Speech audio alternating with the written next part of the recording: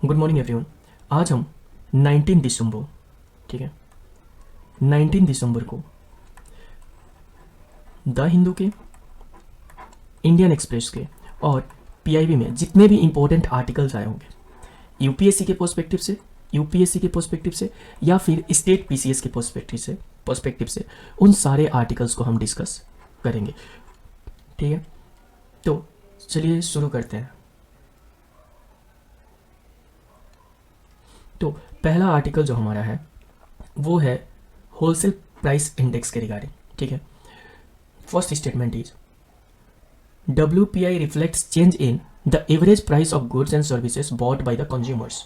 यानी कि WPI यानी कि होलसेल प्राइस इंडेक्स, तो आपको पता चला होगा नाम से ही कि ये होलसेल प्राइस इंडेक्स है और ये कंज्यूमर की बात कर रहा है कि एवरेज प्राइस, जिस एवरेज प्राइस पे कंज्यूमर्स गुड खरीदते हैं उसका एवरेज प्राइस WPI बताता है। तो ये बात बिल्कुल गलत है क्योंकि होलसेल प्राइस पे कंज्यूमर्स गुड्स नहीं खरीद रहे होते हैं, बल्कि होलसेल प्राइस पे जो सेलर्स होते हैं वो गुड्स खरीद रहे होते हैं। तो पहला स्टेटमेंट इससे गलत हो जाता है। ठीक है, अगर फर्स्ट स्टेटमेंट गलत है तो फर्स्ट यहाँ भी है तो ये भी गलत हो गया, और फर्स्ट यहाँ भी है ये भी गलत हो गया। हमें क्या चुनना है?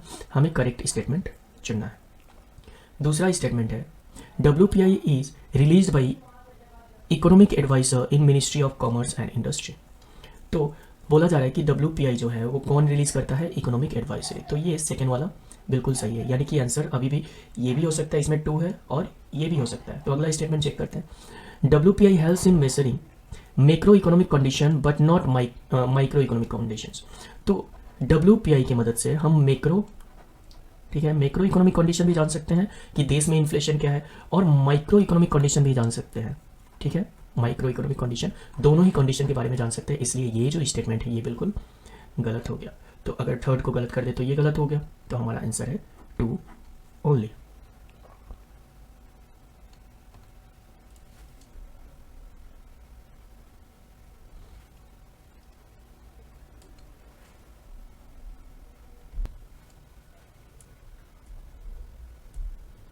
अगला जो क्वेश्चन है हमारा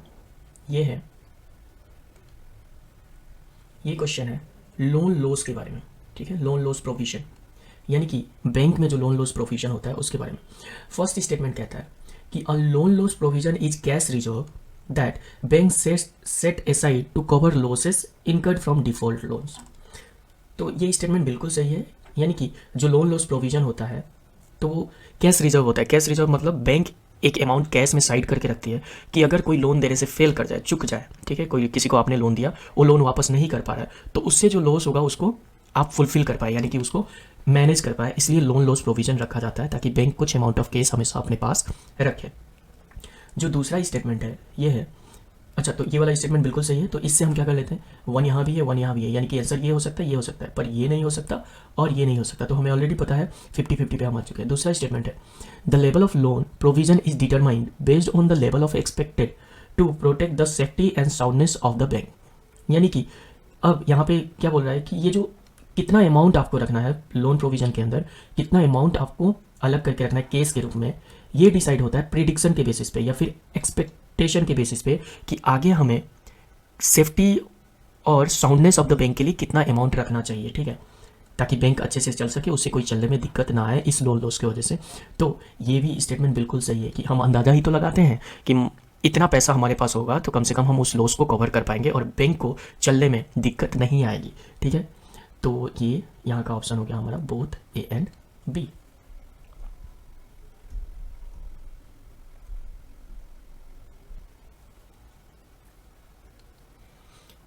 अगला जो क्वेश्चन है हमारा वो है वर्ल्ड इकोनॉमिक फोरम से रिलेटेड।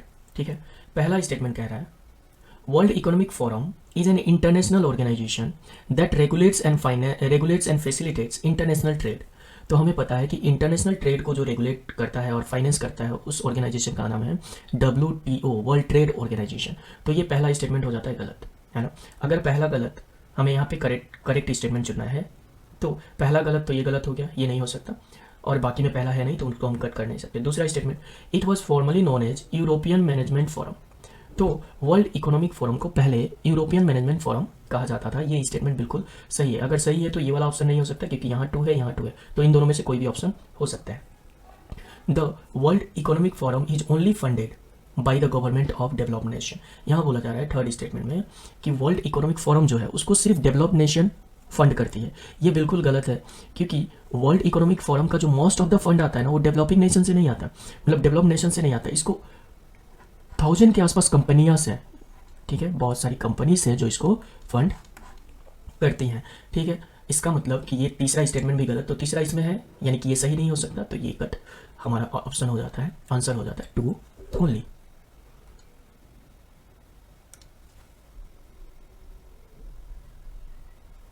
अगला जो क्वेश्चन है हमारा वो है रिगार्डिंग कार्बन फार्मिंग, ठीक है, कार्बन फार्मिंग। अब स्टेटमेंट 1 कहता है ये वाला, carbon farming involves the use of drones and ensure that the right amount of nitrogen fertilizers is applied at the right rate and right time। तो carbon farming का मतलब बताया गया कि use of drones and nitrogen fertilisers से related है, बल्कि carbon farming का इस चीज़ से कुछ लेना देना नहीं है। कार्बन फार्मिंग का मतलब होता है कि इस तरीके से फार्मिंग करना एग्रीकल्चर में कि जो लैंड हो वो ज़्यादा से ज़्यादा CO2 को कैप्चर करे, ठीक है, कार्बन को कैप्चर करे। जो ज़मीन है वो ज़्यादा से ज़्यादा अगर CO2 को कैप्चर करेगी तो ऐसे टाइप के फार्मिंग को हम कार्बन फार्मिंग कहेंगे, ठीक है। देन पहला अगर गलत हो गया तो आंसर चेक कर लेते हैं। यहाँ फर्स्ट स्टेटमेंट है तो ये नहीं हो सकता आंसर, यहाँ भी है ये भी नहीं हो सकता, यहाँ भी है ये भी नहीं हो सकता। तो अगर हमें दूसरा और तीसरा स्टेटमेंट नहीं भी पता है फिर भी हमें आंसर पता होगा कि 2 और 3 करेक्ट है। तो 2 और 3 भी चेक कर लेते हैं। Manure based community biogas plant can support cooking, clean cooking and distribute power. तो मैन्योर बेस्ड बायोगैस प्लांट होंगे तो उससे कुकिंग के काम आ ही सकते हैं। मैन्योर बेस्ड पावर प्लांट मतलब क्या, ऐसे पावर प्लांट जो मैन्योर से बने हो। मैन्योर मतलब जैसे काउ डंग हो गया, ह्यूमन वेस्ट हो गए, ठीक है, फिर फूड के वेस्ट हो गए, तो वहाँ से जो बने हैं, ठीक है, उस पर जो इन चीज़ों को जो यूज करके पावर प्लांट रन होते हैं उनको हम manure based community biogas plant कहते हैं, और उससे कुकिंग के लिए और पावर के लिए यूज हो सकता है, ठीक है। तो ये स्टेटमेंट सही है, हमें पता ही है कि ये भी स्टेटमेंट सही है, पर पढ़ लेते हैं इसको। Bio energy with carbon capture and storage, ठीक है, bio energy with carbon capture and storage involves capturing CO2 from bio energy plants and storing it permanently. तो बोल रहा है कि bio energy, carbon capture and storage, इस process में क्या होता है, बायो एनर्जी प्लांट से हम कार्बन को कैप्चर करते हैं और उसको हम परमानेंटली स्टोर कर देते हैं अंडरग्राउंड में, ठीक है। परमानेंटली स्टोर करना मतलब किसी ऐसे जगह पे स्टोर कर देना जहाँ से कार्बन को निकलने में काफ़ी टाइम लग सकते हैं। तो ये ऐसी जगह कहाँ होती है, ऐसी जगह होती है अंडरग्राउंड, डीप रॉक्स के बीच में, है ना, जहाँ से पेट्रोलियम गैस वगैरह निकलती है, और वहाँ पे इनपरमिएबल रॉक्स है जहाँ पे अगर हम कार्बन को स्टोर कर दें तो वहाँ से निकलने में काफ़ी टाइम लग सकता है, तो वैसी जगह पर हम उसको स्टोर कर देते हैं, ठीक है।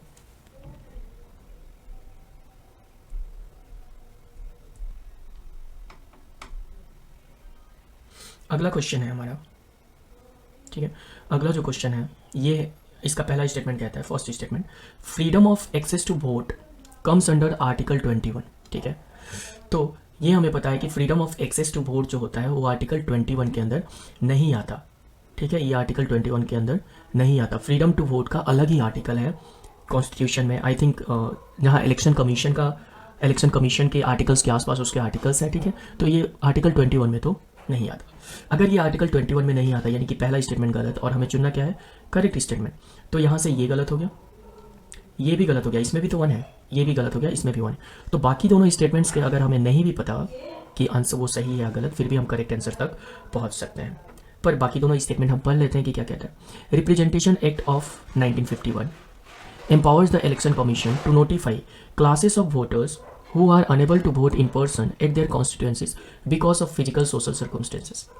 तो ये जो 1951 का RPA एक्ट है ये इलेक्शन कमीशन को पावर देता है कि इलेक्शन कमीशन नोटिफाई कर सके, यानी कि बता सके कि ये क्लास ऑफ जो वोटर्स हैं ये वोटिंग स्टेशन पे जाके इसलिए वोट नहीं दे पाए क्योंकि उनका फिजिकल या फिर सोशल सर्कमस्टेंस अच्छा नहीं था, ठीक है, इनके फिजिकल या फिर सोशल सर्कमस्टेंसेस में कुछ दिक्कत थी। तो फिजिकल सर्कमस्टेंसेस क्या होते हैं, फिजिकल सर्कमस्टेंसेस होते हैं कि जैसे मान लीजिए कि अगर एक पहाड़ है कॉन्स्टिट्यूएंसी के बीच में और वहाँ से पार होने में बहुत दिक्कत होती है, तो फिजिकल, अगर वो आदमी फिजिकली हैंडीकेप है तो भी फिजिकल। सोशल सर्कमस्टेंसेस यानी कि कोई उन्हें, अगर वो लोअर कास्ट के हैं तो अपर कास्ट वाले उन्हें वोट देने नहीं दे रहे हैं, ठीक है।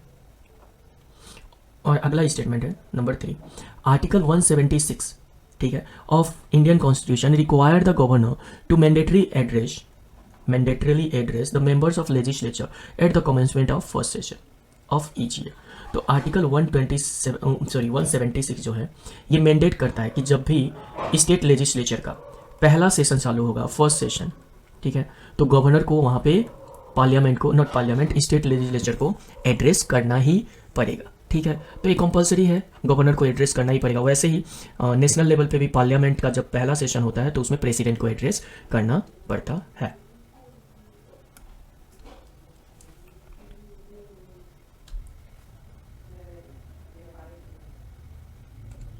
अगला जो क्वेश्चन है वो है रेयर अर्थ एलिमेंट के रिगार्डिंग, ठीक है, रेयर अर्थ एलिमेंट, सॉरी। यहाँ बोला जा रहा है पहला statement, they are a set of 17 chemical elements in the periodic table which tends to occur in the same ore deposit as इनको लैंथेनाइड्स। तो ये पहला स्टेटमेंट बोल रहा है, हम अगर आपको पीरियोडिक टेबल पता हो ऐसा कुछ होता है ना, और यहाँ पे लैंथेनाइड्स नाम की एक टेबल होती है, ठीक है, जिसमें 17 केमिकल एलिमेंट्स होते हैं और ये क्योंकि काफ़ी कम मात्रा में पाए जाते हैं इसलिए इनको रेयर अर्थ एलिमेंट बोला जाता है। तो पहला स्टेटमेंट हो गया बिल्कुल सही और हमें करेक्ट स्टेटमेंट ही चुनना है। तो पहला सही है, यानी कि पहला यहाँ भी है, यहाँ भी है, यहाँ भी, पर फर्स्ट यहाँ नहीं है, यानी कि ये आंसर नहीं हो सकता है। दूसरा स्टेटमेंट पढ़ते हैं, are commonly use as consumer electronics. तो हमें पता है कि रेयर अर्थ एलिमेंट्स जो होते हैं वो इलेक्ट्रॉनिक गुड्स में काफ़ी यूज होते हैं, ठीक है, यानी कि स्टेटमेंट जो है सेकेंड स्टेटमेंट भी सही है। तो सेकेंड स्टेटमेंट कहाँ नहीं है, यहाँ पे नहीं है, तो ये आंसर नहीं हो सकता है। Now coming to the third statement, they are also known as green elements, इनको ग्रीन एलिमेंट्स भी कहते हैं, ये भी सही है। तो आंसर हो गया 1, 2 एंड 3। अब ग्रीन एलिमेंट्स क्यों कहते हैं, क्योंकि जो भी नई टेक्नोलॉजीज है ना, जैसे इलेक्ट्रिक व्हीकल्स हो गया, इलेक्ट्रॉनिक गुड्स हो गया, ये सब क्या है, ये सब ग्रीन टेक्नोलॉजीज है। तो जो भी ग्रीन टेक्नोलॉजीज हैं उनमें इनका यूज बहुत होता है, जैसे सोलर हो गया, इलेक्ट्रिक व्हीकल्स हो गए, है ना, इलेक्ट्रिक से जुड़े जितने आइटम्स है तो उनमें इनका यूज इस होता है। तो ग्रीन टेक्नोलॉजीज में इनका यूज काफ़ी होता है, इस वजह से इन्हें ग्रीन एलिमेंट्स भी कहा जाता है।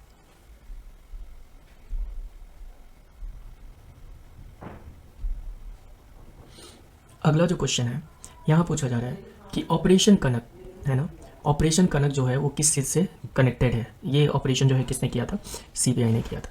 तो आपको याद रखना है कि ऑपरेशन कनक जो है वो corruption in food corporation of India. तो फूड कॉर्पोरेशन ऑफ इंडिया, अब फूड कॉर्पोरेशन ऑफ इंडिया क्या है, ये फूड कॉर्पोरेशन ऑफ इंडिया वही है जो इंडिया में जो फूड का डिस्ट्रीब्यूशन होता है, ठीक है, ग्रेन डिस्ट्रीब्यूशन, फिर शुगर वगैरह भी डिस्ट्रीब्यूट किए जाते हैं। तो इसको जो देखता है, इसकी जो निगरानी करता है, रेगुलेट करता है इन सब चीज़ों को, वो कौन है, फूड कॉर्पोरेशन ऑफ इंडिया, ठीक है। तो इसमें जो करप्शन हो रही थी उसके खिलाफ जो ऑपरेशन चालू किया गया था वो था ऑपरेशन कनक। किसने चालू किया था, ये सीबीआई ने। बस आपको इतना ही याद रखना। अगला जो क्वेश्चन है हमारा वो है आर्सेनिक के बारे में, ठीक है। तो देख लेते हैं, arsenic are naturally present at high levels in the ground water. तो ये स्टेटमेंट बिल्कुल सही है क्योंकि आर्सेनिक जो होता है ग्राउंड वाटर में हाई लेवल्स में प्रेजेंट होता है। दूसरा, people who smoke tobacco can also be expose to the natural inorganic arsenic. तो ये भी बिल्कुल सही है कि जो लोग टोबैको यानी कि सिगरेट वगैरह स्मोक करते हैं उनको भी नेचुरल इनऑर्गेनिक आर्सेनिक उस टोबैको के थ्रू उनके बॉडी में चली जाती है, ठीक है। तो दोनों स्टेटमेंट सही है। थर्ड स्टेटमेंट की बात करें तो organic arsenic compound are highly toxic. बोला जा रहा है कि ऑर्गेनिक वाले टॉक्सिक होते हैं, बल्कि ये गलत है, ऑर्गेनिक टॉक्सिक नहीं होता, इनऑर्गेनिक ज़्यादा टॉक्सिक होता है और ऑर्गेनिक जो होता है वो कंपेरेटिवली लेस टॉक्सिक होता है। तो अगर हमें पता है कि ऑर्गेनिक चीज़ें, हमें भी पता है ना, ऑर्गेनिक फार्मिंग, ऑर्गेनिक मतलब तो अच्छा, तो ये सबसे ज़्यादा टॉक्सिक कैसे हो सकता है। तो हम इसे कॉमन सेंस से भी एलिमिनेट कर सकते हैं कि ऑर्गेनिक है तो ये लेस टॉक्सिक होगा और इनऑर्गेनिक है तो ज़्यादा टॉक्सिक होगा, ठीक है। तो इस वजह से ये तीसरा गलत। अगर तीसरा गलत का मतलब ये गलत और ये गलत। अगर आपको पहले के दोनों स्टेटमेंट नहीं भी पता फिर भी आप आंसर तक आ जाओगे, ठीक है।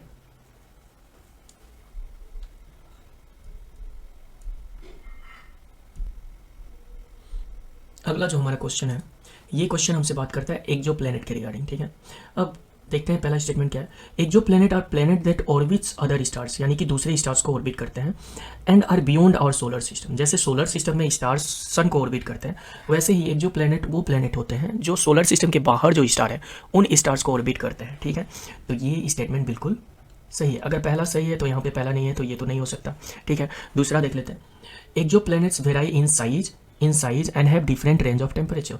ये भी स्टेटमेंट बिल्कुल सही है। जैसे अर्थ की प्लेनेट देख लेते, सन की अपनी प्लेनेट देख लेते हैं। ये सन है और यहाँ पे बहुत सारे प्लैनेट्स हैं ना, तो इनका साइज़ भी अलग अलग होता है। जैसे जुपिटर बहुत बड़ा है, मरकरी बहुत छोटा है, और इनका टेम्परेचर भी वेरी करता है। जैसे अर्थ का टेम्परेचर ऐसा है जिस कंडीशन में लोग रह सकते हैं, और ये प्लूटो का जो मरकरी है इसका टेम्परेचर बहुत ज़्यादा है, और जो लास्ट में प्लैनेट्स होते हैं उनका टेम्परेचर बहुत कम होता है। तो टेम्परेचर तो वेराई करता है, वैसे ही एक्सो प्लैनेट पे भी साइज और टेम्परेचर वेराई करता है। ऑब्वियस सी बात है ना। तो ये भी स्टेटमेंट सही है। अगर 2 सही है तो कौन नहीं हो सकता आंसर? यहाँ 2 नहीं है, यानी कि ये आंसर नहीं हो सकता। ठीक है, अब थर्ड देख लेते हैं कि Pluto is an example of exoplanet. Pluto क्या सोलर सिस्टम का पार्ट नहीं है? बिल्कुल पार्ट है, प्लूटो सोलर सिस्टम का पार्ट है। पहले इसको 9th प्लैनेट माना जाता था, है ना, बट अब इसको ड्वार्फ प्लैनेट माना जाता है 2006 के बाद। ड्वार्फ प्लैनेट, ठीक है, इसको ड्वार्फ प्लैनेट का नाम दिया गया। ये प्लैनेट में नहीं आता, बट स्टिल ये सोलर सिस्टम का पार्ट है। तो सोलर सिस्टम का पार्ट है तो एक्सो प्लैनेट तो नहीं हो सकता, यानी कि ये स्टेटमेंट गलत है। ठीक है, अगर ये स्टेटमेंट गलत है तो 3 जहाँ है उसको एलिमिनेट कर दीजिए। इसको एलिमिनेट कर दिया तो आंसर क्या है? 1 और 2 ओनली। इस सवाल को हम और भी आसानी से एलिमिनेट कर सकते हैं। मान लीजिए कि आपको पहले दोनों स्टेटमेंट के बारे में नहीं पता है, ठीक है, बट थर्ड स्टेटमेंट सबको पता है कि प्लूटो जो है वो सोलर सिस्टम का पार्ट है, तो एक्सो प्लैनेट तो नहीं हो सकता। तो अगर थर्ड गलत हो गया तो ये गलत, क्योंकि इसमें थर्ड है, ये भी गलत और ये भी गलत, यानी कि आंसर ये। ठीक है,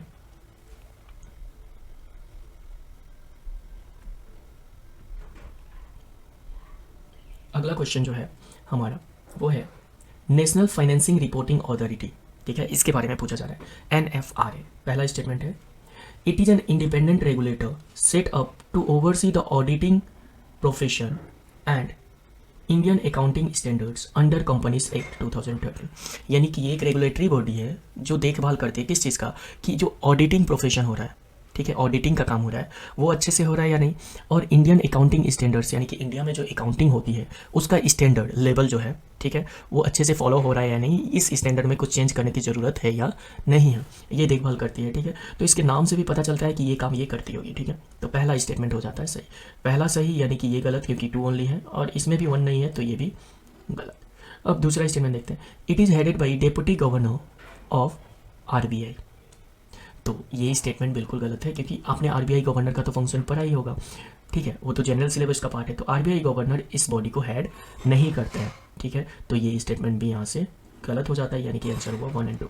अगर अच्छा यहाँ सवाल ये भी उठता है कि यहाँ अगर ये हेड नहीं करते तो कौन करता है? ये हेड नहीं करते तो इसको जो सेंट्रल गवर्नमेंट होती है वो इसका चेयरपर्सन चुनती है। ठीक है, जिसको ये चेयरपर्सन चुनती है वही इसको हेड करते हैं, RBI के गवर्नर हेड नहीं करते।